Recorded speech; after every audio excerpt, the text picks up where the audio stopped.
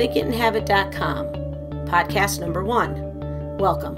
So the first question you might have is, what is Think It and Habit? You have thoughts. You think about things all the time. You look at other people. You look at other situations. Sometimes you wonder, how come they have it so good? Why not me? Why not you? Why can't those things happen to you? You have good thoughts. You're probably a very good person. Why not make those thoughts into things that you want, into actions that you can do to better your life? That's what Think It and Habit is all about.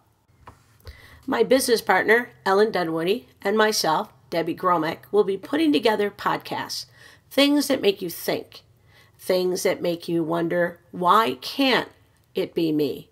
Why can't I have some of the things I want to do? Why can't my job be better? Why is it I'm always frustrated and I never seem to get to those goals that I've been trying to achieve? So we're going to give you things to think about, little pieces that you can put together to make your life better than it is right now. And you can do all of this by just being positive. Be positive about yourself. Be positive about others. One thing that I've done through my entire career, which I'll introduce and talk about a little bit later, is always looking for the best in people. Looking at the best in myself. Trying to always do what I can. And when I see someone else struggling, I'm that type of person that'll stop and see if there's anything I can do to help. It doesn't always work. Sometimes people will tell me to mind my own business. But overall, it's kind of contagious, that feeling of being positive and trying to make a difference. So what's this big career that Debbie Gromek does?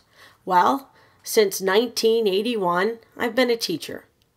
I've been in education, and if you check out our website, you'll see education is truly our lives. Ellen and I have lived and breathed education from a very, very young age. And I would think 21, 22 is a pretty young age. Seems a lot younger now that I'm not in the 20s anymore, or the 30s, or the 40s, and we'll just stop at that. But education, teachers are struggling, people are struggling, students are struggling, parents are struggling. No one seems to have the answer. Yet all those years that I spent in the high school classroom, I always looked for the best in my students. I always tried to find something that I could connect with my students to make the experience that they had in my very exciting math class something that they could walk away with and use later in life. And I'm not talking just numbers. I'm talking about the whole attitude. The attitude that, hey, I can make something of myself. I can almost guarantee that you're not a high school student. We're beyond that. So we're not one of those fresh faces that has our whole life in front of us.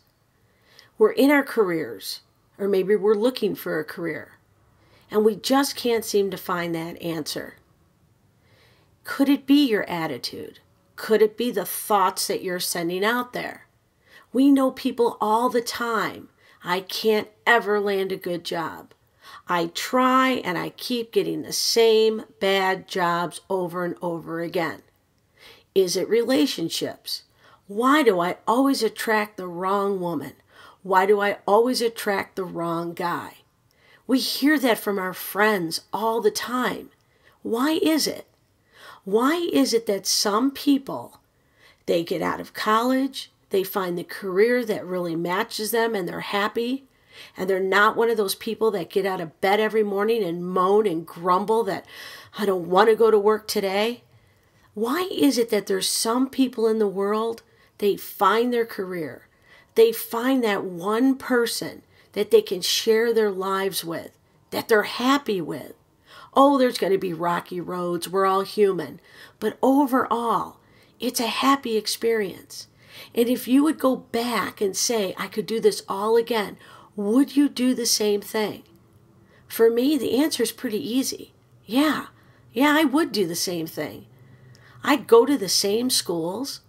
I'd do the same thing and get into education. I'd meet the same nice guy. and marry him and have 3 great kids? Yeah, I'm happy.